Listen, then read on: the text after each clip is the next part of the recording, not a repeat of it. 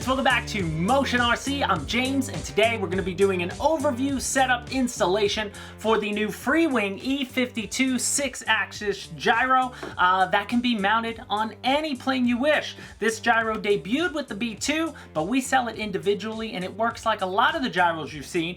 So a lot of you guys that maybe have used an Eagle gyro in the past, you're going to be very familiar with this. So now taking a look at what comes in the box and out of the box, I already mounted my gyro because I wanted to, test it all out before I did the video. So you get your gyro out of the box, you get your programming card, which is great. So a lot of the Eagle gyros use a light functionality, which is also fine, but it can be a little confusing watching the lights click to get through. It's always nice when you have a gyro with a programming card, easier to read, easier to see.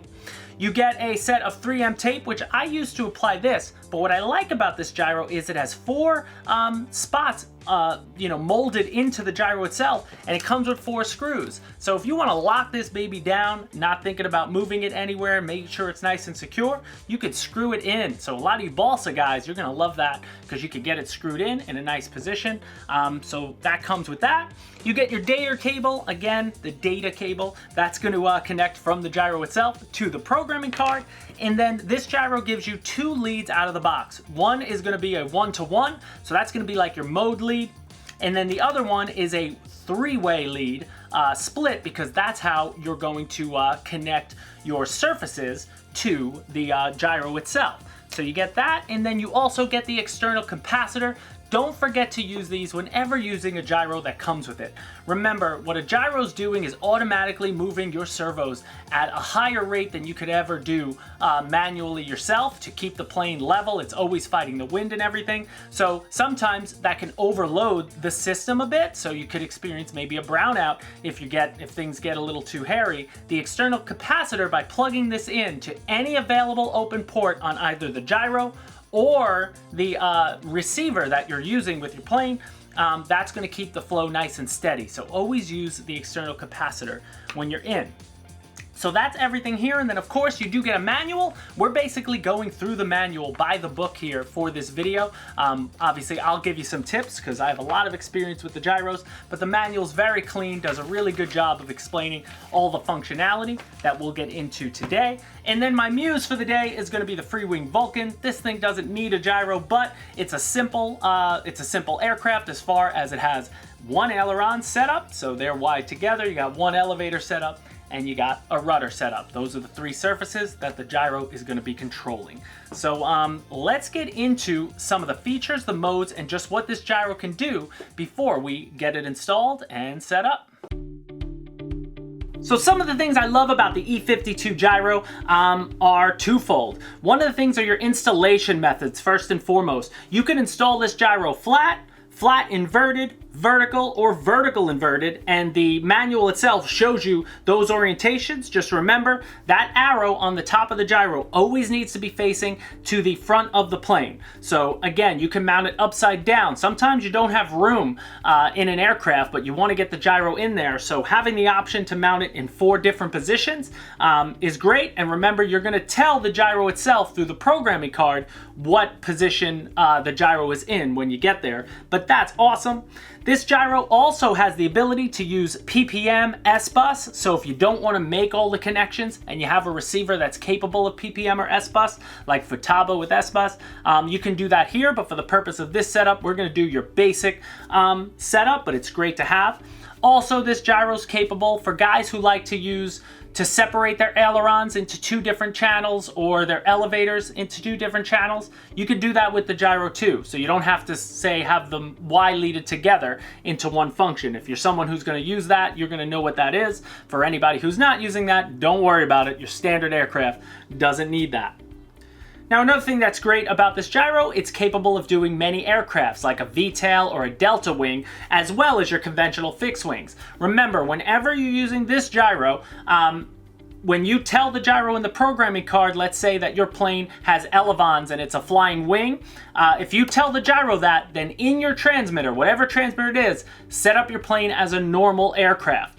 Now I know when you're setting up an airplane with elevons and you're not using a gyro, you'll tell the transmitter itself, my plane is an elevon, and it'll do a preset mix so that it's ready to fly that plane. Here, you're gonna let the gyro do the work. So if you're gonna be setting this up, you can still use this video. All the things I'm gonna talk about are gonna be the same. When you tell the plane that it's an elevon setup, make sure your transmitter is then in normal mode, because the gyro does all the work.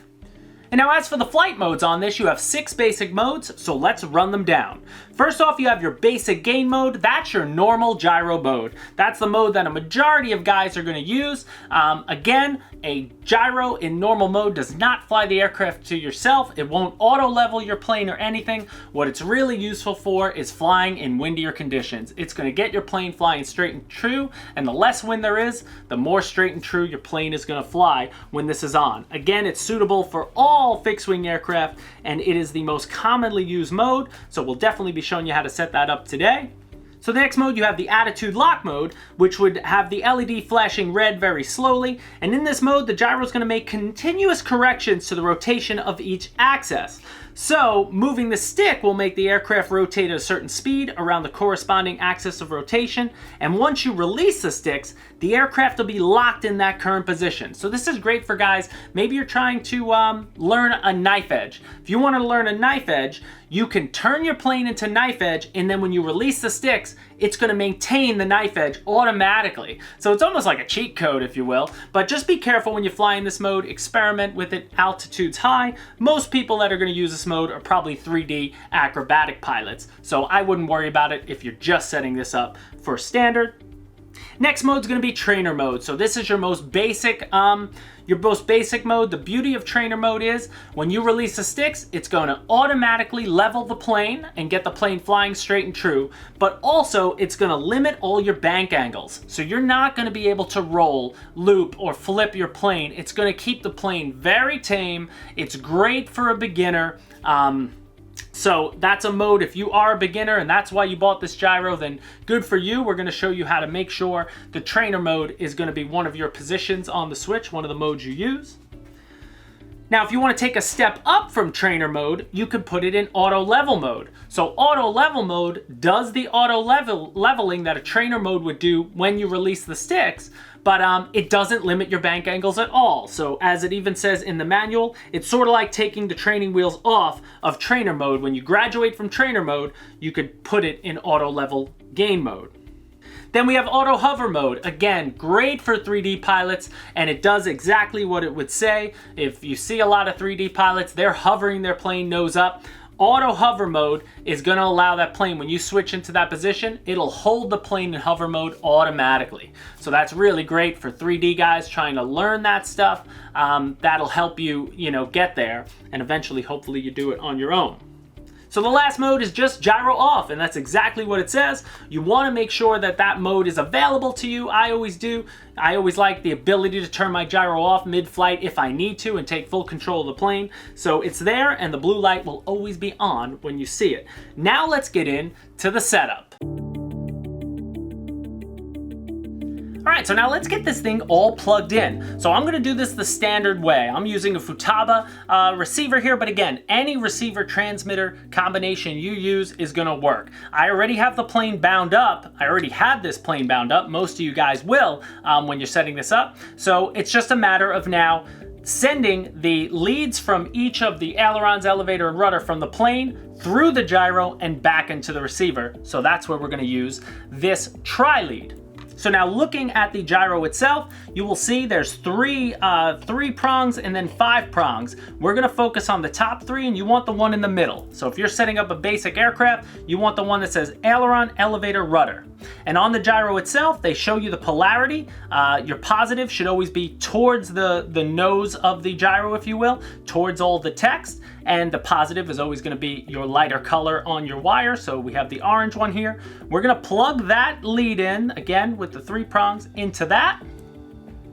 And now, since it says aileron, elevator, and rudder, you should know that that means that your positive LED is your aileron, your red or the neutral, the middle is gonna be for your elevator, and the darker cable is gonna be for your rudder. So now come over to your receiver. Let's plug those leads. So on a Futaba, channel 1 is my aileron, and the plane already has it labeled.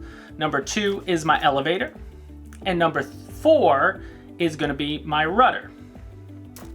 It could be different for your transmitter, but again, it doesn't matter. Just make sure you're using the proper channel. So now what you want to do is take these 3 leads and plug those back into your receiver. So coming from the gyro, as we said, your positive lead, or the lighter color one, is your aileron. The red one is the middle, which is elevator. Get that plugged in. And then your rudder is going to plug into your rudder port, the rudder channel, which is channel 4 on mine. I think it's channel 4 on almost all of them. It's really just the aileron, elevator, and throttles that tend to change. But now that's plugged in. Now you want to plug these from the plane, so these are the leads from the plane into the gyro. You have 5 ports. Out 1 is for your aileron. Out 2 is for your elevator. And again, polarity, the wire, if you have a solar wire, whatever the color, is going to be towards the text. And then rudder is going to be out 3. And then in our setup, outs 4 and 5 are not used, but they would be aileron 2 and elevator 2. So if you have dual elevator servos like this plane does, but they're not connected with a Y lead, then you would plug those in. But again, majority of planes are going to look just like this when you're connected. And now you have the perfect loop of all your control surfaces connected to your gyro. So now last but not least, they give you one more lead, and this is going to be your mode lead. This also helps provide power from the receiver to the gyro for when you plug it in and turn it on and get ready to go. But you will see the PPM, S-bus, and mode setting. It's the third one down from the top. We're going to plug that in here. And then what you will do, depending on your transmitter, you want to plug this into your next open port. So in my case, it's channel 7. So when I plug this into channel 7, you want to tell the transmitter that channel 7 of your receiver, in my case, is on a 3-position switch. So I already preset that up in my model. I switched it to the G switch because, again, this lead is what is going to allow you to change modes when you fly. So you could turn your gyro on, off, and trainer mode. So make sure you do that preemptively, however your transmitter does it. So now that that's all plugged in, we can turn on the system and at least get it started. So I have this tilted up so you can see, but I'll get it plugged in here. I'm gonna turn on my transmitter. Now, very important when you're setting this up. This is the first time I'm turning it on. I have not plugged the plane in yet. Since I'm using an EDF, I set up a throttle cut. And even if you're using a propeller plane, set up a throttle cut. But if you're using a propeller plane, please take the prop off. You know, the worst thing that's gonna happen to me here if I didn't have a throttle cut and accidentally bump the throttle is my plane would fly off and I'd be more embarrassed and get a laugh about it that I wasted all that money. But if you have a propeller in front of you spinning accidentally, serious damage can happen. So guys, take your props off before you play with the gyro or anything if you're gonna get started. But now my plane's on, my throttle cut is on. Well, you know what, I'll keep the throttle cut off. Let's plug it in first, then I'll flip the throttle cut. All my switches where they should go. So we're gonna plug in.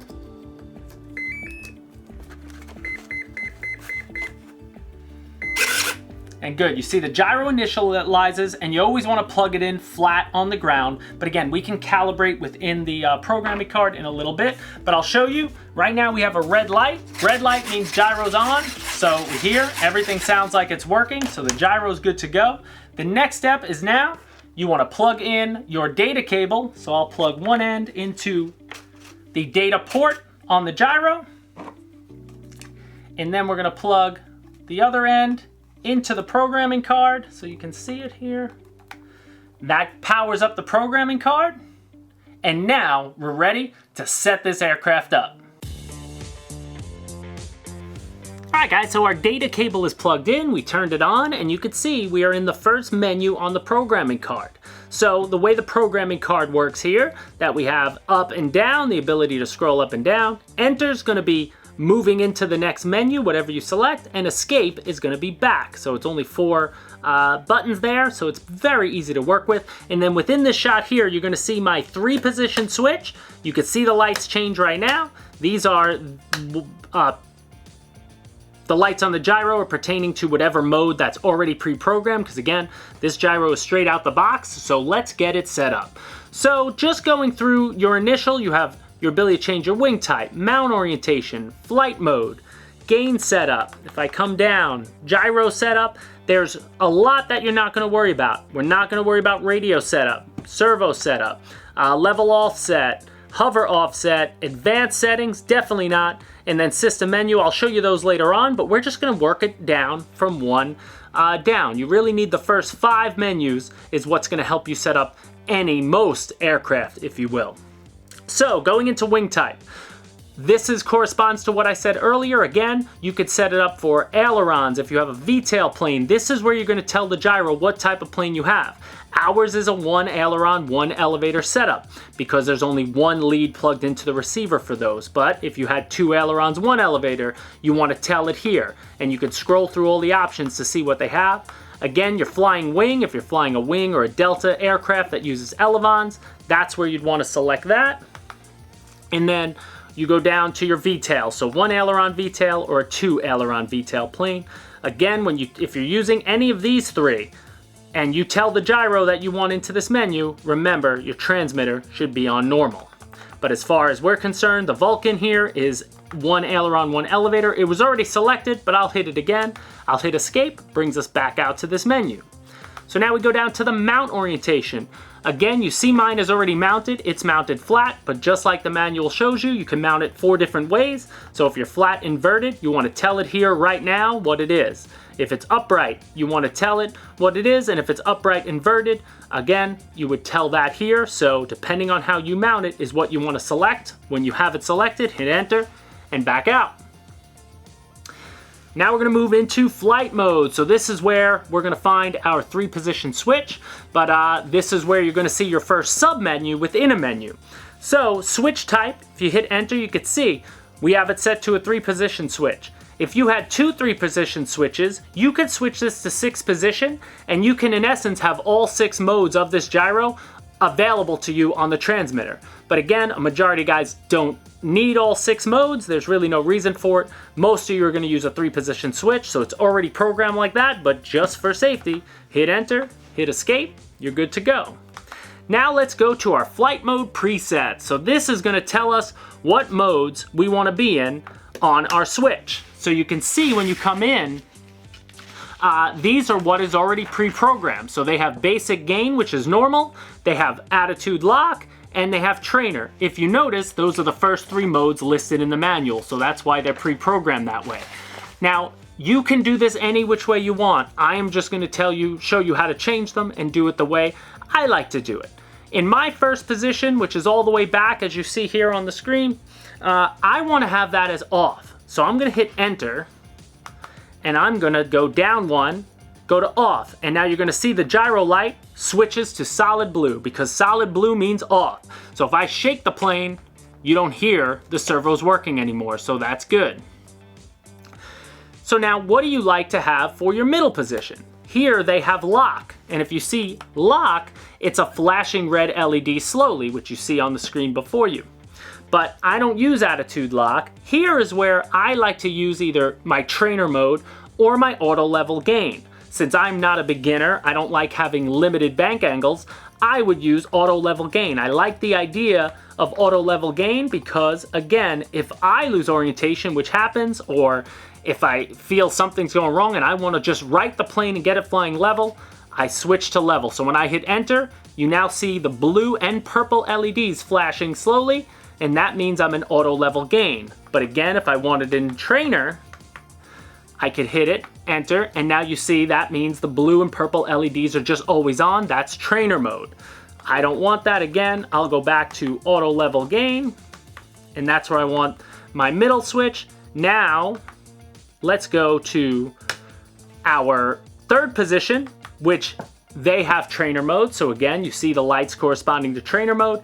This is where I like to put my normal, because when I have the plane off, I just like to throw the switch all the way down and know that I'm now have the gyro on. And as you see on the table here, the gyro is on because the red light is solid. And if I shake the plane, you could hear the gyro working, trying to correct all my control surfaces. So that's good to go. I'm going to back out by hitting escape. And now my 3 flight modes are set. Again, off, auto level, and on. So now as far as this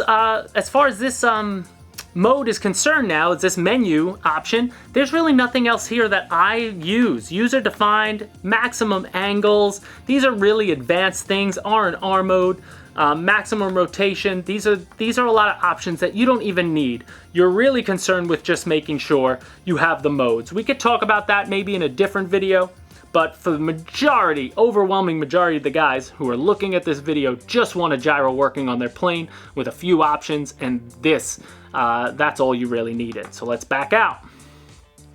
Now we can go into our gain setup. So now this is the option you'll probably use the most after you're done setting up your aircraft, because gains can change, you know, depending on the wind, depending on aircraft to aircraft. When you go into the submenu, you will see that there is a gain setting for each one of the modes. So for your basic gain, which is your normal mode, you definitely, if you know you're going to be using that mode, you want to change the gains. For the purpose of this video, I'm going to leave them at 50%. But if you wanted to change them to 30, again, you're going to fly the aircraft. If the gain is too high, that means your plane will start shaking a bit at full throttle. So what you would do is land the aircraft, then you would come, you know, plug in your programming card, come into this menu, and you would lower the gains, you know? If you find your gyro's not working, if your plane's still bouncing around in the wind, then maybe your gains are too low, so you could come in and raise the gains up. But again, when you hit it, just hit enter, back out, you're there. Now, since I also use auto level mode, I would also change these gains too, because again, each one of these gains, for attitude lock, you go to lock gain. For ATTI mode, you go into ATTI gain. Things like that. So make sure you know level gain also is going to help with trainer mode. Then there's hover gain. But really, basic gain's probably the biggest concern for everybody. So that's where you'll go to change that. But for right now, we're not going to change it because I haven't flown the plane yet. So 50 is okay to start.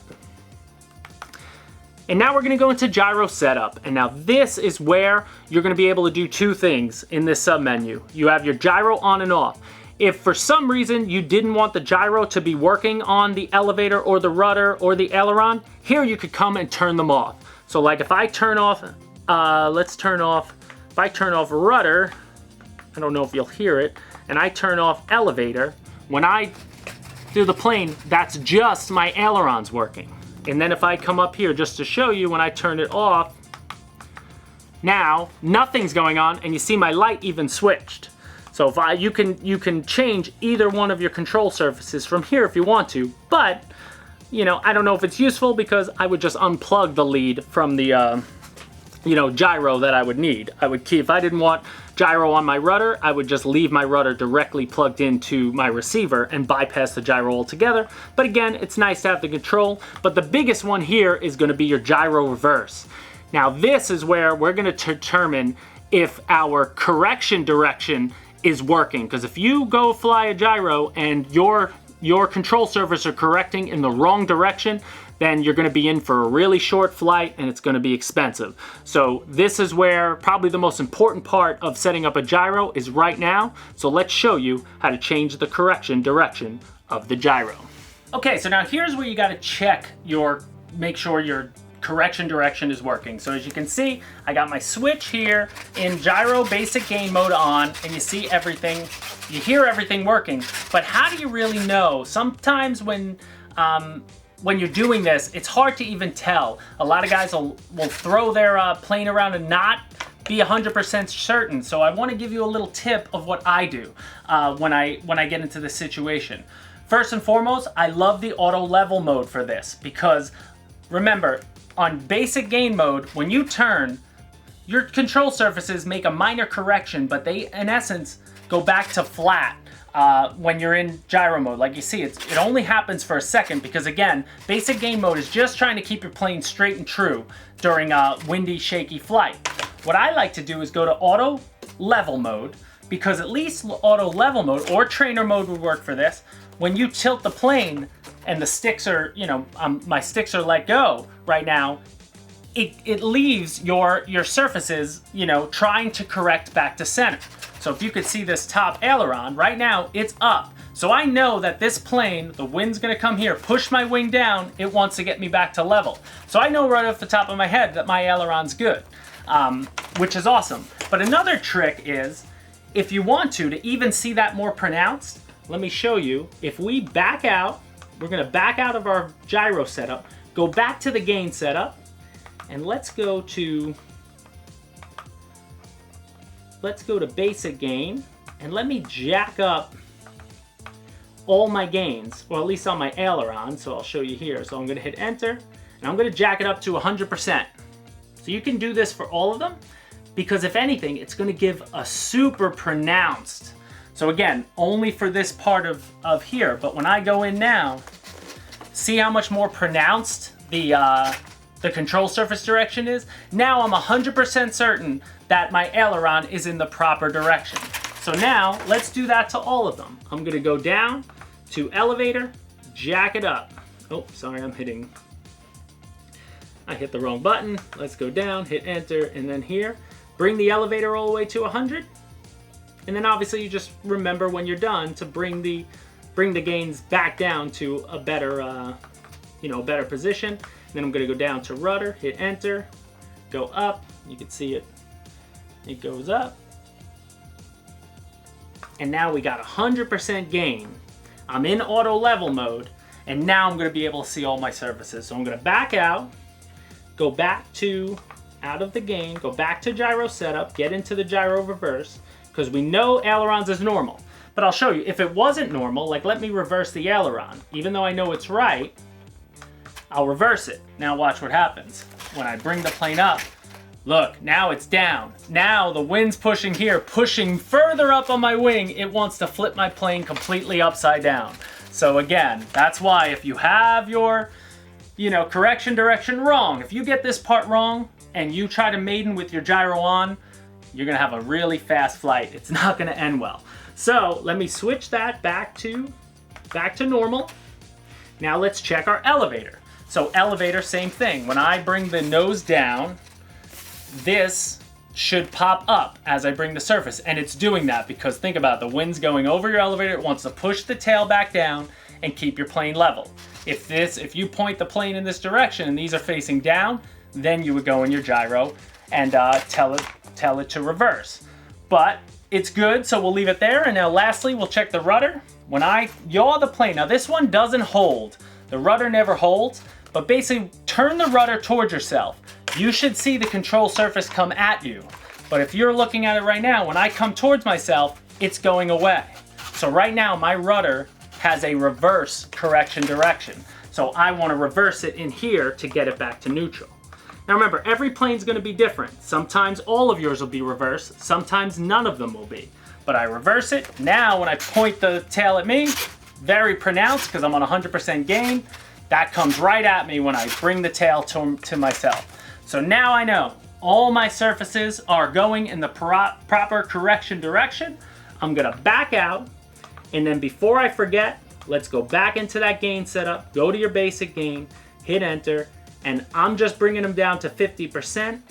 Again, you could start at 25%, it's really up to you, but you'll know when your gains are too high because your plane will wobble for no reasons at high throttles.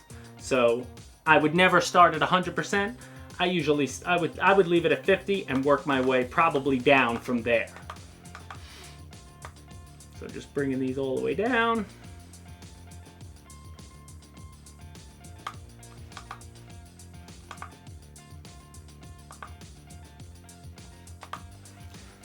And there you have it. You are now done with your correction direction.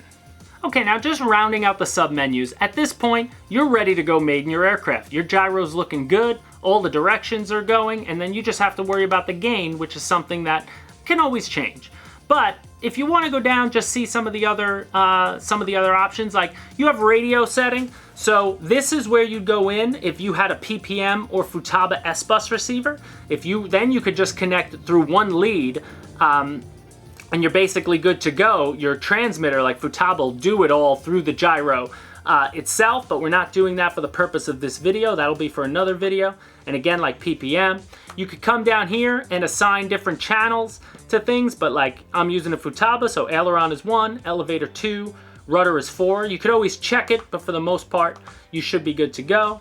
Then some other ones like servo setup. If you want, I've never done this in a gyro, but it's available to you. You could sub-trim, set travel limitations, you know, really trim out your servos within the gyro. I tend to do that like most people when I first set up the aircraft and in the model when I create the model, because I'm doing that before I'm ever worried about a gyro. So I'm usually got my servos pretty good to go, but that's up to you. And then like level offset, I'm not doing a hover aircraft. And then advanced settings, I wouldn't even go into this. This is for really advanced people who are trying to do something specific with this gyro. I never use it. The only other really important menu is gonna be your system menu, because with this gyro, you can save 5 different loadouts. And if there's an asterisk next to one, that means there was already a save. Like I practiced this before we did this video, so I had saved it. If I hit enter, it'll ask me if I want to overwrite it. So I'm going to overwrite, say yes, and now it's there. Now, you can't rename that file, so you just have to kind of know that those are my settings. But if you wanted to now plug this into someone else's Vulcan E52, you can just write the data quickly. You could come here, load it right up, which is nice. But then you could change languages, things like that. But the biggest one here is if for some reason you want to just reset the gyro and start over, you hit enter on data reset and it'll reset everything we just did. But now last step, back yourself all the way out and keep hitting escape, and that just wrote everything to the gyro at hand. So if I hit it again, it'll keep doing that. So whenever you're on the main menu and you hit escape, that's the last thing you should do. That makes sure that your gyro is now telling the aircraft that your programming card, you know, put all the settings on the gyro, if you will. And now you're done. So at this point, you could unplug your programming card. So there you have it, guys. The gyro is now all functioning. That is going to work for a majority of guys with a majority of the aircraft that we sell. Mostly all Freewing and Flightline are going to be the same settings we did here, and then it really comes down to your gains when you go to fly, because every aircraft will have different gains and the weather, a lot of determining factors. But there's still two last things that I want to go through. Last but not least, I've yet to plug in my external capacitor. We talked about this earlier. Very important to have this plugged in, because again, the gyro is going to be doing a ton of micro, you know, craziness on all your servos, on all your control surfaces while you're flying. That could cause a minor voltage drop, which could give you a signal loss. So that's why they always include this. This keeps the electricity going through the system at the you know, at the best way capable. So you can plug this into any open port, so on either your receiver or your gyro. So like I'm not using out 4 or out 5, so I'll just pop that into out 5 and leave it there. Now you're good to go, you're protected. And then the last thing I want to talk about, at the top of the gyro, the very first port says aileron 2, elevator 2, and gain. Again, if you're using, guys who would know, they're using 2 different servo leads for each aileron. That's where you're gonna need another lead like the first one we use, if you're doing those. But for anyone else, if you have an extra open port on your receiver, you could plug in, you just need one more lead, could be any length, plug this one into the gain port, and then say I plugged it into channel 8 here. I could set channel 8 on a slider on my transmitter, and then I'd be able to control the gain. So actually, I could do that really quick right now. So I'm gonna go into my channel, I'm gonna go to channel 8, and I'm just gonna find, it's called VR switch on a Futaba here. I'm gonna set to VR, back out, and now, right now my gyro's off. You hear it not working. I'm gonna turn my gyro on. You can hear the gyro functioning, but if I lower the gain, it's lighter. If I raise it, it's higher. It's lighter and it's higher. You could work it on a slider if you want to. So that's up to you, but that can all be done again through that lead. So you're gonna need an extra lead to do that. But that's pretty much it, guys. The gyro is fantastic. The E52, very simple. Everything is just easily laid out. The menu buttons in the programming card, and the manual lays everything out itself, and hopefully this video will help you get it set up. I definitely want to come back and do a video plugging this gyro into an S-Bus, because I got Futaba and I never used S-Bus yet, so I'm going to teach myself how to do it through this gyro. I think it'll be great because it'll free up a lot of wiring in here. You know, I won't need everything plugged in. You really just plug it in with one thing. But other than that, I love the functionality of it, all the options you need there. I love the fact that I could screw it in if I'm going to permanently mount it in a different plane. And overall, they're available now on motionrc.eu and motionrc.com, and definitely a gyro you shouldn't overthink. If you're looking for one, this is a great one to grab. So guys, any questions you have, I'll answer as many as I can in the comment section of this video. These videos are always popular when it comes to questions, because somebody's always trying to install one of these, and I'll try to help you out as best I can. And as always, guys, thank you so much for watching Motion RC. Hit the like button if you like this sort of video. If you learned something, hit the like button. And obviously hit the subscribe, and we will see you next time at Motion RC.